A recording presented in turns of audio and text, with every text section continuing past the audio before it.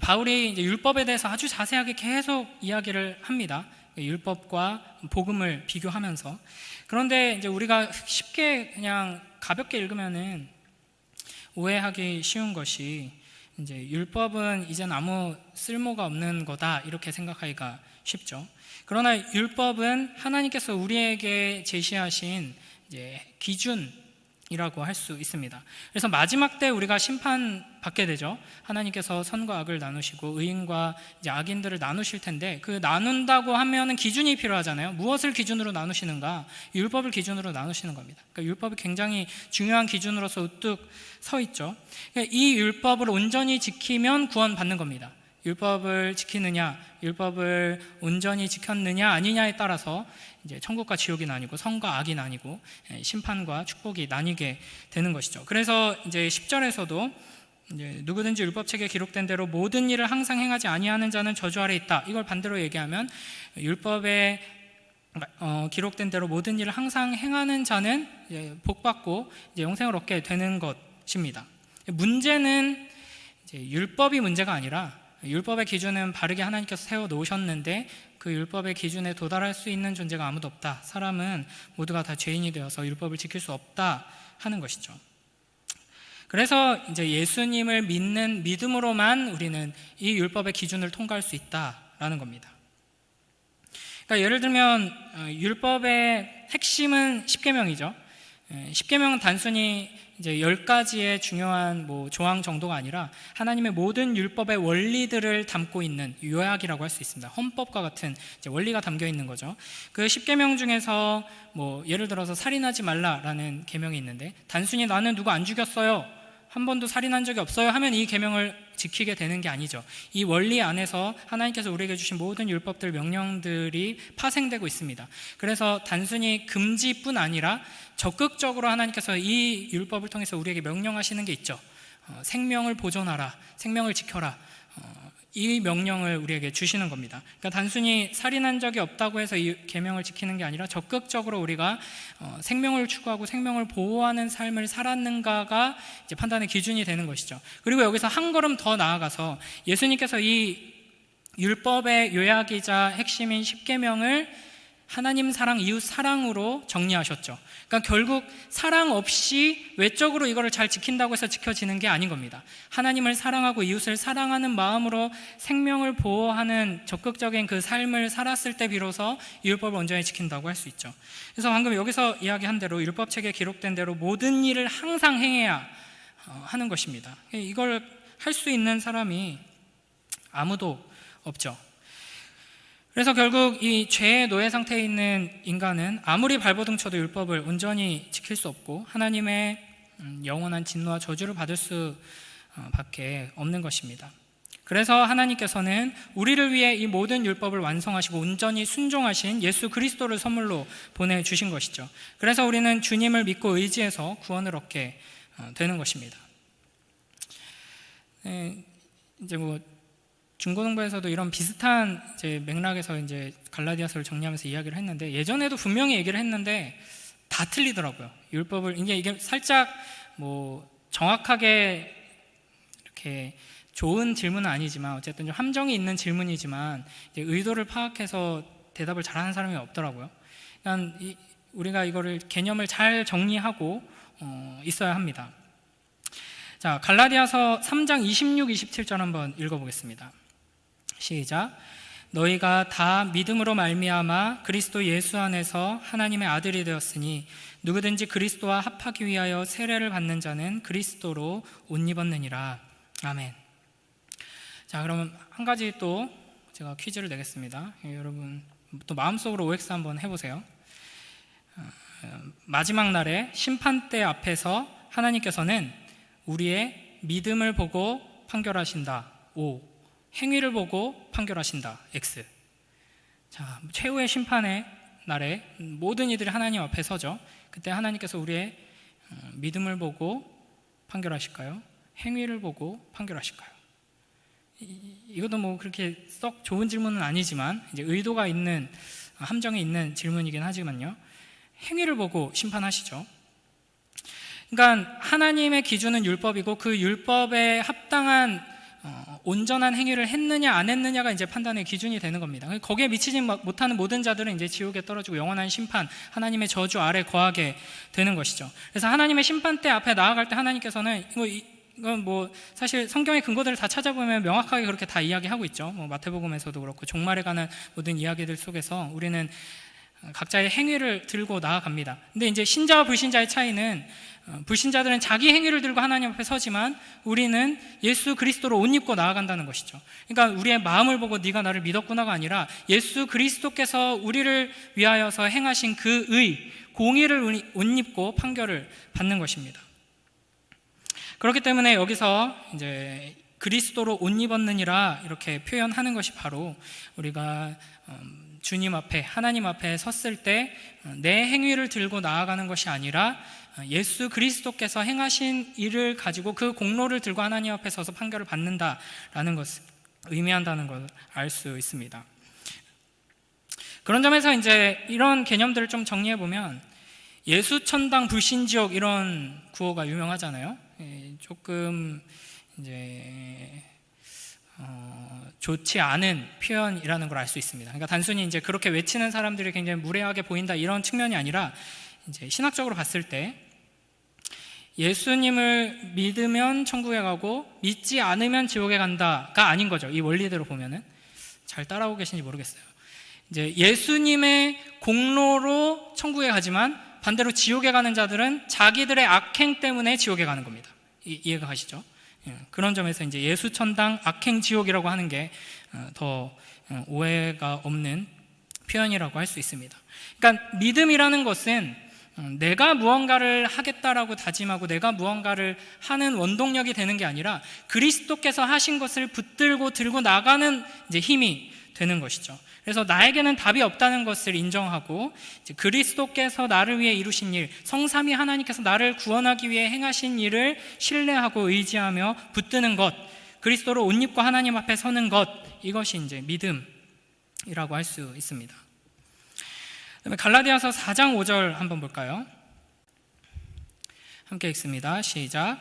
율법 아래에 있는 자들을 속량하시고 우리로 아들의 명분을 얻게 하려 하심이라. 아멘. 그래서 우리는 예수 그리스도를 믿는 믿음으로 구원을 얻게 되는데 이 구원에 대해서 두 가지로 여기서 설명을 하고 있습니다. 속량과 이제 아들의 명분을 얻는 것. 이제 우리가 이제 구원이 무엇인가라고 생각할 때 이 두 가지를 항상 같이 생각할 수 있어야 합니다. 그러니까 속량은 값을 주고 주님께서 우리를 사셔서 하나님의 진노와 저주, 영원한 심판 아래에 있던 우리를 이제 무죄 사면해 주셨다. 이렇게 이해하면 좋겠죠. 너는 이제 죄가 없다. 원래는 우리가 죄인인데 죽어 마땅한데 넌 안 죽어도 돼. 넌 죄 없어. 이렇게 해주신 게 이제 속량이라고 할 수 있습니다. 근데 여기까지만 구원을 생각하면 절반밖에 모르는 거죠. 그냥 너 이제 무죄야. 감옥에 갇혀서 사형수 처지로 있던 우리를 이제 꺼내주시고 이제 문 앞에서 두부를 먹여주시면서 너 죄 없어. 너 이제 주민등록에 뭐 빨간 줄 같은 것도 다 지워졌어. 너 무죄야. 깨끗해. 이렇게 해주신 것만으로도 감사한데 그 즉시 우리를 어디로 데리고 가시죠? 하나님 왕궁으로 데리고 가셔서 이제 마치 우리가 그냥 죄인이었다가 죄가 없는 존재가 된 게 아니라 마치 엄청난 공로를 이룬 영웅처럼 엄청 위대한 일을 행해서 영원하신 하나님을 기쁘게 하고 만족해 한 사람처럼 취급해 주시는 겁니다. 죄가 없는 정도가 아니라 너는 상 받아야 돼. 너는 네가 최고야. 이러면서 이제 데리고 가주시는 것이죠. 이걸 이제 바울은 아들의 명분을 얻게 하려 하심이라. 하나님의 상속자로서 이제 하나님의 모든 것을 이어받을 자녀의 권세를 얻게 하신다라고 이야기하고 있습니다. 그러니까 이 모든 것이 나의 공로가 아니라 믿음으로라는 말은 율법을 따라서와 반대되는 말로서 나의 노력이나 능력이나 내가 어떤 조건을 갖춰서가 아니라 하나님께서 선물로 나에게 주신 것이다 라는 것이죠. 이제 그러니까 사도 바울이 계속해서 이제 공격하고 있는, 방어하고 있는 이 율법주의는 우리의 행위로 하나님께 인정받을 수 있다고 생각하는 것입니다. 그러니까 단순히 어떤 유대교의 율법을 지켜야 한다, 유대인이 되어야 한다, 할례를 받아야 한다라는 그 카테고리 안에만 머무는 게 아니라 넓게 내가 무언가를 해서 하나님 앞에 설 수 있다고 생각하는 모든 것이 바로 지금 바울이 이 복음을 훼손하는 심각한 것으로 여기면서 공격하고 있는 율법주의라고 할 수 있습니다. 그런 점에서 봤을 때 이제 복음을 복음되게 하는 것이 굉장히 중요한데 우리로 하여금 복음을 복음되지 못하게 하는 위험한 습관 중에 하나가 뭐냐 하면 복음을 소식으로 듣지 않는 겁니다. 그러니까 복음은 말 그대로 소식이죠. 네가 이걸 하면 더 나아질 거야 라는 이야기는 뭔가 기쁜 소식처럼 들리지만 소식이 아니라 충고이면서 명령이죠. 뭘 하라는 거잖아요. 근데 복음은 1차적으로는 우리에게 뭘 하라는 이야기가 아닙니다. 예수 그리스도께서 우리를 위해 무엇을 하셨는지를 알려주는 소식이죠. 그러니까 이 하나님의 말씀을 들을 때, 성경을 읽고 묵상하고 또 설교를 듣고 할 때, 물론 이제 설교자가 어떻게 설교하느냐도 중요하겠지만 이 하나님의 말씀을 어떤 명령으로 우리에게 뭘 요구하는 것으로 자꾸 듣는 잘못된 습관이 되어 있는 경우 이 복음을 복음으로 듣지 못하고 점점 더 율법주의로 빠지게 되는 위험이 있습니다. 그런 점에서 이제 묵상을 할 때 성경을 읽고 또 이렇게 설교를 적용하고 할 때 너무 적용에 목매지 않아야 합니다. 그러니까 너무 적용을 할 필요가 없다 이 정도 수준이 아니라 너무 적용에 목매는 것이 굉장히 위험할 수도 있다 하는 것이죠. 물론 모든 말씀을 우리의 삶에 적극적으로 아주 구체적으로 적용해야 합니다. 그러나 매일매일 말씀을 묵상하고 할 때 그것을 꼭 적용으로 끝내야지만 제대로 한 것처럼 생각할 필요는 없다는 거죠. 그러니까 예를 들면 그냥 말씀을 읽고 그냥 뭔지 모르겠지만 그냥 했어요. 그럼 충분한 겁니다. 예수 그리스도를 믿음의 눈으로 보면서 뭐 마음이 따뜻해졌다든지 위로가 됐다든지 그 하나님의 사랑 때문에 뭔가 짠해지는 감정이 들었다, 느낌으로 끝나면 안 되는데 이렇게 생각할 필요 없습니다. 하나님의 말씀이 우리 안에서 그냥 그 소식으로 들려서 우리의 마음을 움직이면 이제 거기서 일단은 된 겁니다. 이제 거기서 한 걸음 더 나아갈 필요가 있는 거죠. 우리에게 위로를 주시고 기쁨을 주시고 찬양이 터져 나오게 하시고 감사가 터져 나오게 하신 그 하나님께서 우리에게 오늘은 무엇을 요구하시는가, 무엇을 명령하시는가 귀 기울일 필요는 있습니다. 그러나 이제 순서가 뒤바뀌면 굉장히 위험해지는 거죠. 아무것도 느껴지지 않고, 특히 이제 자녀들한테 막 이렇게 말씀을 가르치고 이렇게 할 때 자녀들이 그 말씀을 복음을 제대로 복음으로 듣고 이해하고 감사와 감격이 터져 나오도록 기도하면서 그렇게 전해야 하는데, 그런 과정 없이 오늘은 이런 말씀이니까 여기서 이렇게 적용하면 좋겠지, 오늘은 이걸 해보자, 이번 주는 이걸 실천해보자, 이런 식으로 계속 하는 경우 이게 이제 점점 쌓여가면 복음을 복음으로 듣지 못하고 율법주의로 받아들일 위험이 있다 하는 것이죠. 그래서 하나님의 말씀을 들을 때 하나님을 사랑하게 되는 것으로 충분합니다. 그래서 사실은 이제 제가 뭐 중고등부 특히 설교할 때 항상 결론이 똑같거든요. 예수 그리스도를 바라보라. 그리고 하나님의 말씀을 굳게 붙들어라. 사실 그걸로 충분한 겁니다. 평생, 저는 뭐 개인적으로 평생 이 메시지를 전하고 싶거든요. 예수 그리스도를 바라보십시오. 바라보도록 이제 말씀을 전하고, 그 사랑이 솟아남으로써 믿음의 눈이 열려서 주님을 바라보게 되면 그 다음에는 이제 하나님을 사랑하게 되는 거죠. 거기서 이웃사랑이 나오는데, 하나님을 사랑하게 되는 것의 가장 중요한 실천은 하나님 말씀 앞에 엎드리는 겁니다. 그러니까 하나님의 말씀을 읽죠. 하나님 말씀을 듣죠. 그래서 하나님께서 우리 안에 그 말씀으로 역사하시면 가장 먼저 우리를 어떻게 변화시키시냐면 그 말씀 앞으로 더 나아오게 만드시는 겁니다. 그래서 그 말씀을 계속 붙들고 듣고 그 말씀을 통해서 점점 변화되게 되는 것이죠. 그래서 이렇게 복음을 복음으로 제대로 듣는 사람은 그 은혜 안에서 참된 자유를 얻고 이제 사랑으로 나아가게 됩니다. 우리 삶에 이 복음이 제대로 들려지고 또 다시 들려지고 계속해서 들려져서 우리 안에 사랑이 회복되길, 감사와 찬양이 솟아나게 되길 주님의 이름으로 축복합니다. 오늘 매일 성경 본문도 이제 그런 내용이었죠. 구원의 역사를 경험하고 이제 찬양이 터져 나오죠. 모세와 이스라엘 백성들이. 그러니까 우리가 계속 그 십자가 앞에 섰을 때, 하나님의 말씀이 선포돼서 그 말씀으로 말미암아 예수 그리스도를 바라봤을 때 이 이스라엘 백성들처럼 이제 기뻐서 찬양하면서 이제 노래하게 되는 것입니다. 그 다음 갈라디아서 5장 1절 한번 읽어볼까요? 함께 읽습니다. 시작. 그리스도께서 우리를 자유롭게 하려고 자유를 주셨으니 그러므로 굳건하게 서서 다시는 종의 멍에를 매지 말라. 아멘. 이 참된 복음, 오직 믿음으로 말미암아 구원을 얻는다 하는 이 복음이 선포되고 들려지면 우리는 참된 자유를 얻게 됩니다. 여기서 자유는 우리를 올가매던 율법으로부터의 자유, 하나님의 진노와 저주로부터의 자유, 그리고 뿐만 아니라 이 세상으로부터의 자유, 그리고 모든 것으로부터의 자유를 의미합니다. 그러니까 이 넓은 의미에서 이 율법의 종, 또 이 세상의 종으로 사는 사람은 뭔가를 성취하고 이루어야지만 스스로가 가치 있는 인간이 된다라고 생각하면서 살아갑니다. 그러니까 넓게 봤을 때 단순히 하나님 앞에 나아가려면, 구원을 받으려면 내가 뭔가를 해야 한다라는 이제 잘못된 개념을 넘어서서 내가 가치 있는 존재가 되고 내가 의미 있는 삶을 살려면 무언가를 해야 한다라는 생각까지 포함되게 되는 것이죠. 좋은 성적표를 받아야지, 좋은 학벌을 갖춰야지, 그럴싸한 직장을 다녀야지, 돈을 많이 벌어야지, 어떤 자리에 오르고 또 사람들에게 어떤 이미지로 비춰지고 또 어떤 평가를 받아야지만 내가 가치 있는 인간이다 라고 생각하게 되고, 그렇게 생각하게 되도록 이 세상은 계속해서 우리를 유혹하는 것이죠. 그러나 우리는 우리의 성취가 아니라 그리스도의 성취로 하나님께 받아들여진 사람이다라는 것을 항상 기억해야 하는 것입니다.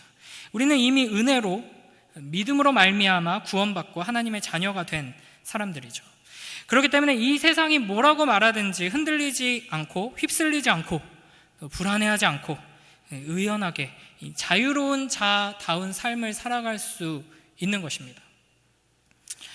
그래서 이 갈라디아서 말씀을 우리가 깊이 묵상하고 붙들면서 나는 참으로 자유로운 사람인가, 이걸 스스로 돌아봐야 합니다. 저는 참 많이 이제 돌아보게 됐습니다. 제가 청년 시절에 이제 찬양팀 이제 인도자를 오래 하면서 가장 즐겨 불렀던 찬양 중에 하나가 이제 나는 자유에 막 계속 외치는 찬양이, 똑같은 제목의 찬양이 서로 다른 게 두 개가 있거든요. 그걸 아주 즐겨 불렀었는데 막 락밴드처럼 일렉기타 막 치면서 막 방방 뛰면서 막 소리 질러 막 하고 막 별의별 짓을 다 했습니다. 막 풍선 막 흔들고 막 하면서 하기도 하고.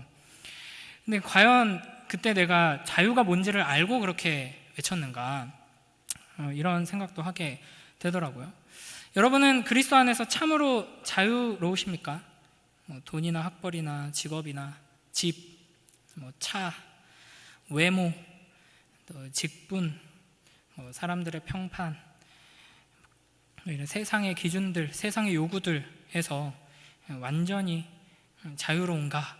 하나님께서는 우리를 자유로운 자로 부르셨습니다. 우리 시편 1편을 한번 볼까요? 우리 1절, 2절만 일단 좀 읽어보겠습니다. 시편 1편 시작. 복 있는 사람은 악인들의 꾀를 따르지 아니하며 죄인들의 길에 서지 아니하며 오만한 자들의 자리에 앉지 아니하고 오직 여호와의 율법을 즐거워하여 그의 율법을 주야로 묵상하는도다. 아멘. 시편 1편 우리가 잘 알고 있듯이 이제 의인과 악인을 비교하죠. 복 있는 자와 악인을 비교하고 있습니다. 의인은 어떠한가 라고 이야기하는데 악인들의 꾀를 따르지 않고 죄인들의 길에 서지 않고 오만한 자들의 자리에 앉지 않는다, 이렇게 이제 묘사를 합니다. 근데 이제 이렇게 표현하지 않는다는 걸 한번 주목해서 보세요. 복 있는 사람은 악한 꾀를 내지 않고 죄악된 길로 가지 않고 오만한 마음을 품지 않는다, 이렇게 하지 않고 사람들로 표현을 하고 있습니다. 그러니까 사람을 따르는 것으로 지금 표현을 하고 있죠. 악인들, 죄인들, 오만한 자들을 따라가지 않는다, 그와 함께하지 않는다라고 표현을 하고 있습니다. 그러니까 우리가 주로 어떤 경우에 악인들을 따르고 죄인들의 길을 따라가고 오만한 자리에 앉게 되느냐라고 했을 때, 물론 궁극적으로는 우리 안에 죄악된 본성이 하나님보다 죄를 더 사랑하기 때문에 그런 길로 가지만, 이제 표면적으로 봤을 때, 그리고 시편 1편의 이 표현으로 봤을 때 사람들의 영향을 받아서 이렇게 휩쓸려 가는 경우가 대부분이다 하는 것이죠. 그래서 사람들의 눈치를 보고 사람들에게 인정받기 위해서, 소외되지 않기 위해서 사람들이 다 그렇게 하니까 죄악된 길로 가고 오만한 길에 서면서 이제 악한 길로 가게 되는 것입니다. 그러니까 이것이 바로 은혜의 복음을 알지 못하는 사람들, 참된 자유를 얻지 못한 자들이 이 세상에 이 사람들의 시선과 평판과 인정의 노예가 되어서 휩쓸려 가는 모습입니다.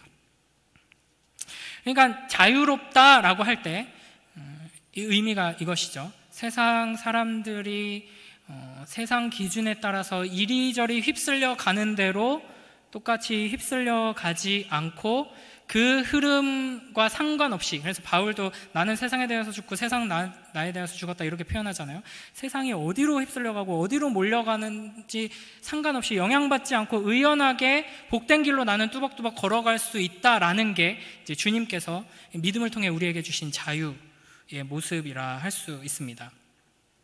근데 이게 참 쉽지 않죠. 다들 아이 키우면은 5살부터 더 어릴 때부터 영어 공부를 시켜야 한다. 저는 개인적으로 지금 기술이 발전되는 과정을 보면은 이제 영어 공부를 할 필요 없다, 이렇게 주장을 하고 있거든요. 곧 이제 통번역이 자동으로 실시간으로 된 기술이 충분히 갖춰질 가능성이 높기 때문에 저도 아직까지도 영어 공부 더도 아니고 그냥 영어 공부를 해야 되는데 이런 부담을 갖고 있다가 이제 얼마 전부터는 부담을 싹 내려놨습니다. 오히려 이제 기도하죠. 주님, 그 기술의 발전이 속히 이루어지게 하여 주시옵소서. 그러면 이제 번역할 필요 없고 통역할 필요 없이.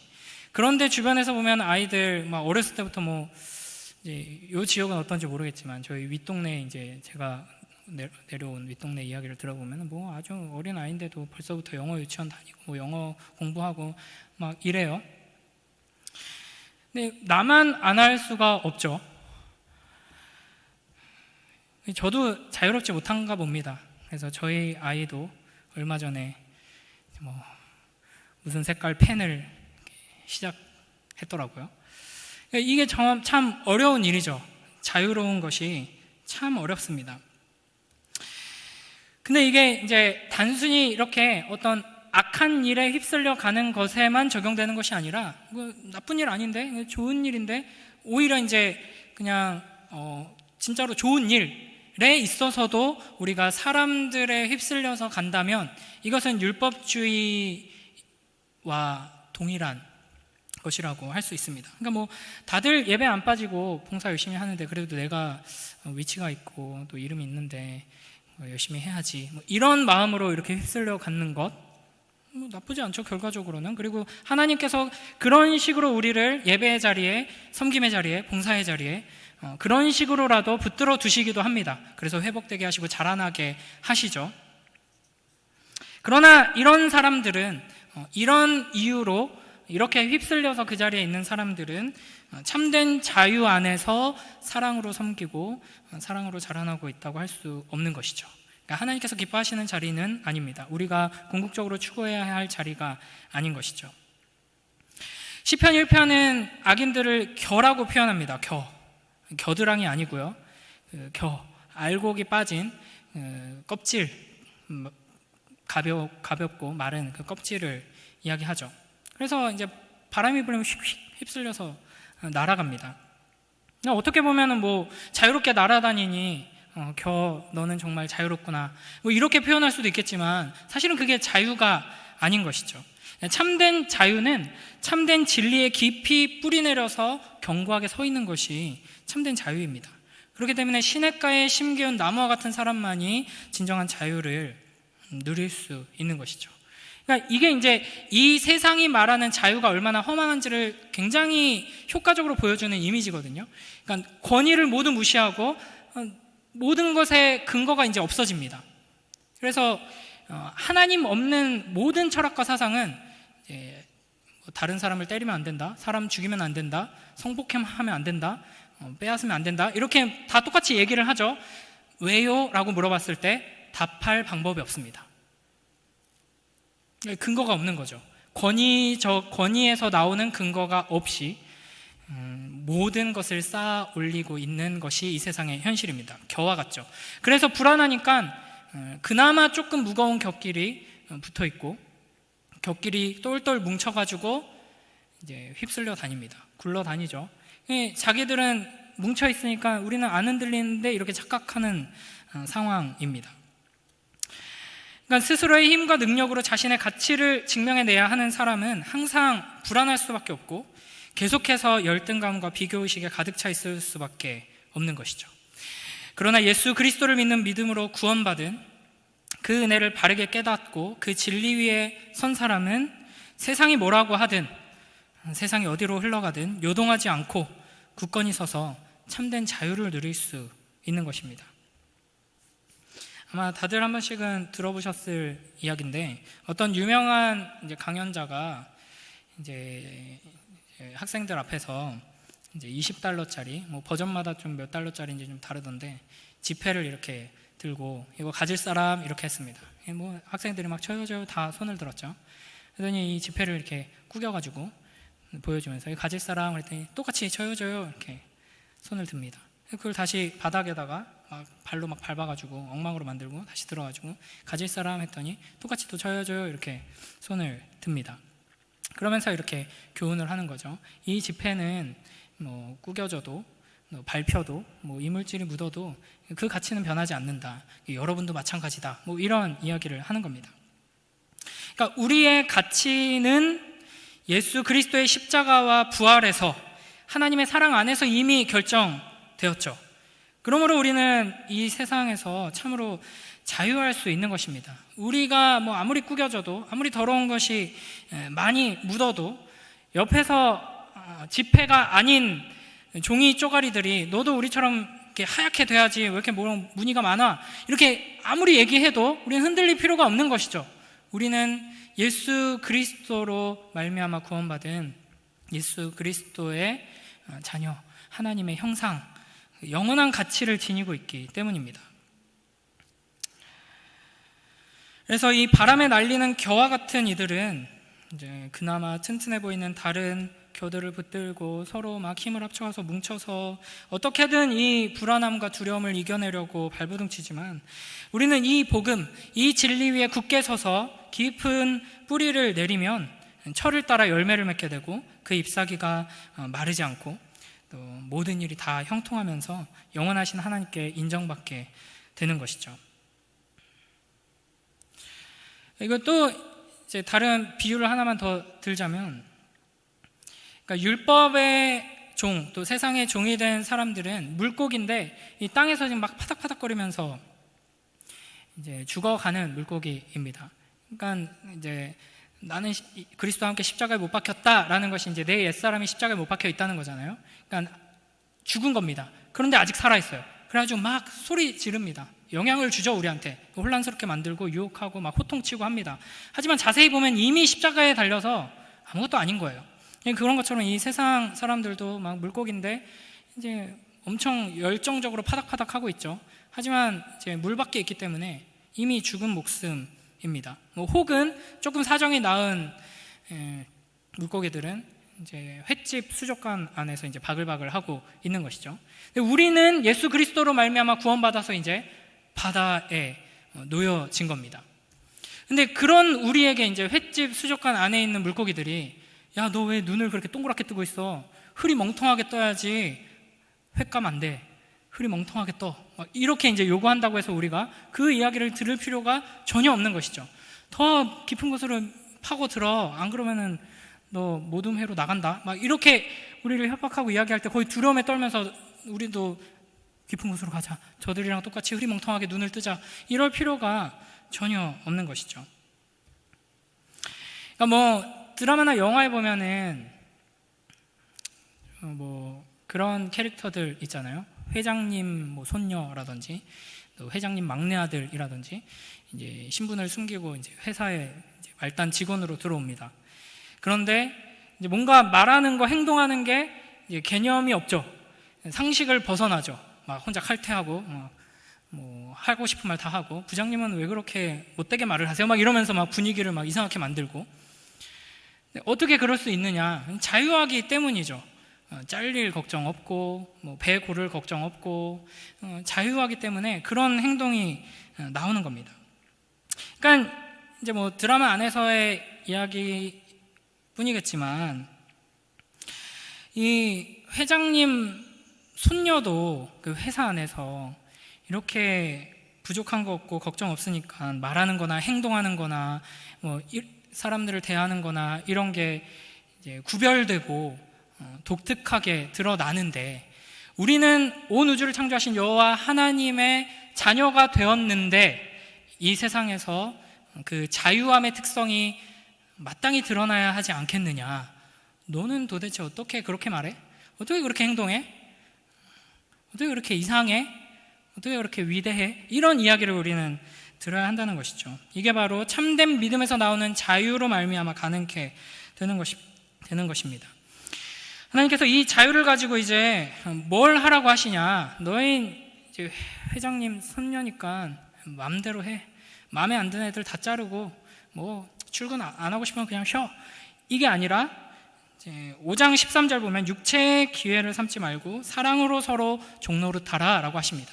그러니까 참된 복음 안에서 자유를 얻게 되고 그 자유로 우리는 사랑을 하게 되는 것이죠. 갈라디아서 6장 2절 말씀 함께 읽겠습니다. 갈라디아서 6장 2절 시작. 너희가 짐을 서로 지라 그리하여 그리스도의 법을 성취하리라. 아멘. 서로 사랑하며 서로 짐을 지며 살아가도록 하기 위해서 하나님께서 우리를 자유롭게 해 주신 것입니다. 그리고 여기에서 그리스도의 법을 성취하라 라고 말씀하시죠. 그리스도의 법, 이게 이제 율법을 의미합니다. 네, 율법인데 그리스도께서 해석하셨죠. 하나님 사랑, 이웃 사랑. 이 사랑의 법을 이루라 하는 것입니다. 그러니까 우리는 율법을 완성시키고 그 율법의 기준에 합당한 자가 되어야지만 구원을 얻을 수 있다고 했죠. 그러나 죄인된 인간은 그 누구도 그 기준에 합당한 자가 될 수 없습니다. 그래서 예수 그리스도를 믿는 믿음으로 이제 붙들고 주님 앞에 서게 되는 것인데, 그렇게 믿음으로 선 자들은 이제 이 율법이 우리에게는 이제 더 이상 우리를 정죄하고 우리를 이제 심판하는 도구가 아니라 하나님께서 우리에게 요구하시는 이 높고 거룩한 기준을 소망하고 바라보고 붙들면서 실제로 살아낼 수 있도록 이제 변화되는 것이죠. 그래서 이 참된 복음으로 자유함을 얻어서 우리가 사랑하게 하시는데, 사랑하게 되면 우리는 그 사랑하는 마음과 삶을 통해서 율법을 지키는 자리까지 가게 되는 것입니다. 그래서 이 사도 바울은 이런 이 과정들을 육체의 소욕과 성령의 싸움으로 표현을 하죠. 그리고 성령의 열매에 대해서 이야기를 합니다. 그러니까 이 갈라디아서 말씀을 들으면서 결국에는 이제 하나님께서 우리에게 주시는 메시지는 이걸 신뢰하라는 겁니다. 예수 그리스도께서 우리를 위해 행하신 일, 그리고 이 놀라운 구원으로 말미암아 우리 안에서 일하기 시작하신 성령 하나님을 믿어라, 신뢰해라, 붙들어라 하는 것입니다. 그래서 이 하나님의 말씀을 듣고 우리가 내 악한 행동, 악한 마음, 게으름들, 나쁜 버릇들, 이런 것들을 이제 교정하고 고치기 위해 노력하는 것 매우 중요합니다. 그런 거 다 필요 없다는 것이 아니라 매우 중요하지만, 그에 앞서서 우리가 가장 붙들어야 할 것은 우리 안에 성령 하나님께서 일하시도록 하는 것이죠. 그러니까 안에서부터 변화가 일어나는 것을 꿈꾸고 소망하면서 이제 거기로 이제 계속 가야 하는 겁니다. 계획 세우고 자기계발서 같은 데서 우리의 행동을 바꾸고 습관을 바꾸려면은 무엇을 해야 되는가, 뭐가 가장 효과적인가, 서로 도와주고 막 챙겨주고 이런 노력들, 의미 있고 중요합니다. 그러나 성령 하나님께서 우리 안에서 이루시는 일에 대한 확신과 기대와 성령 하나님께서 일하시도록 계속해서 나 자신을 내어드리는 이 과정이 없으면 아무리 노력해도 이제 의미가 없어지는 것이죠. 근데 어떻게 해야 되느냐? 우리 안에서 성령 하나님께서 우리의 악한 본성과 싸우시도록 우리가 뭘 할 수 있느냐? 하나님께서 우리에게 주신 은혜의 수단들을 부지런히 사용하는 겁니다. 말씀과 성례와 기도.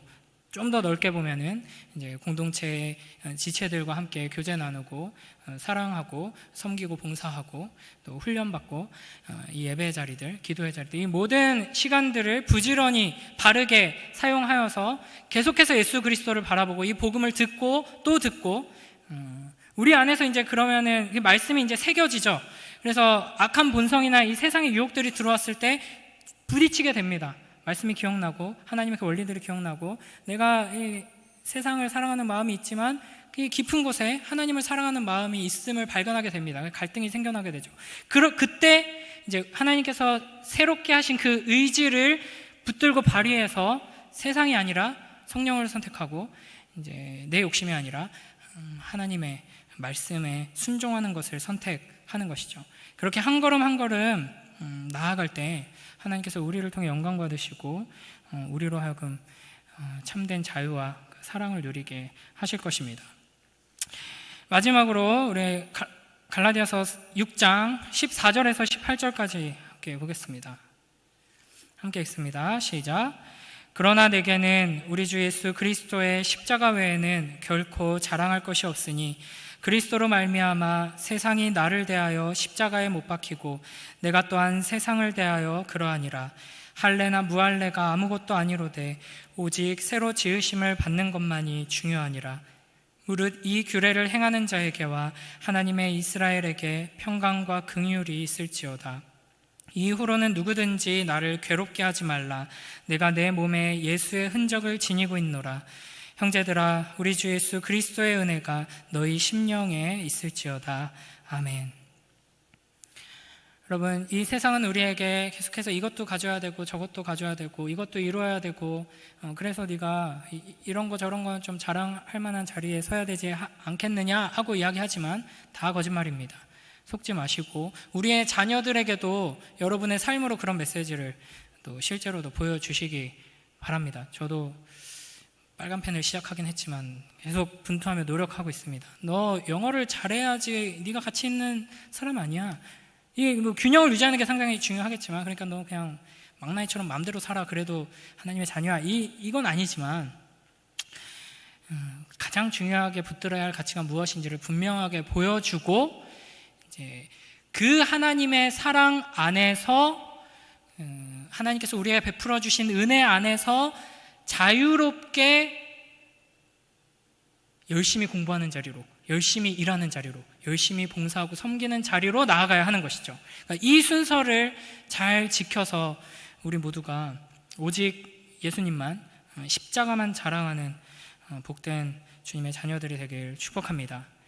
그리고 마지막으로 사도 바울이 내 몸에 예수의 흔적을 지니고 있노라 라고 이야기하죠. 아마도 바울이 복음을 전하면서 박해받고 이제 뭐 채찍질 당하고 하면서 생겼던 상처들, 흉터들, 그리고 이 갈라디아 이제 지역에 처음 왔을 때 바울이 전도 여행 다니다가 몸이 확 이제 병들어서 이제 오게 된 거였거든요. 그런 이제 자신의 이런 외적인 어떤 연약함들을 표현하는 것일 겁니다.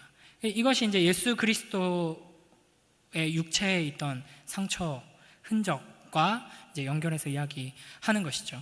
그러니까 우리가 하나님의 영광을 드러내고 하나님의 나라를 위해서 하나님의 뜻에 순종해서 나아가려면 이제 이 복음을 제대로 듣고 자유로운 자가 되어서 사랑을 해야 되는데 어떤 사랑을 하라고 부르시냐면 예수님께서 우리를 위해 십자가에 달려 죽으신 그 사랑, 그 흔적을 우리도 가져야 한다는 겁니다. 바울이 그 사랑을 닮아서 채찍질 당하고 이 갈라디아 성도들을 위해서도 해산하는 고통을 이제 겪으면서 나았는데 얘네들이 또 엉뚱한 데로 가니까 내가 해산하는 고통을 더 하겠다 이렇게 말하잖아요. 그러니까 이 희생하고 퍼주고 내주고, 그러니까 세상은 내가 이만큼 사랑하면 최소한 이만큼은 돌아와야지라는 생각으로 사랑을 합니다. 그게 안 되면은 끊어버리죠. 의미 없죠, 그 관계는. 하지만 우리는 사랑하고 내어주었을 때 돌아오는 것이 채찍이고 창이어도 그것을 맞고 끝까지 사랑하는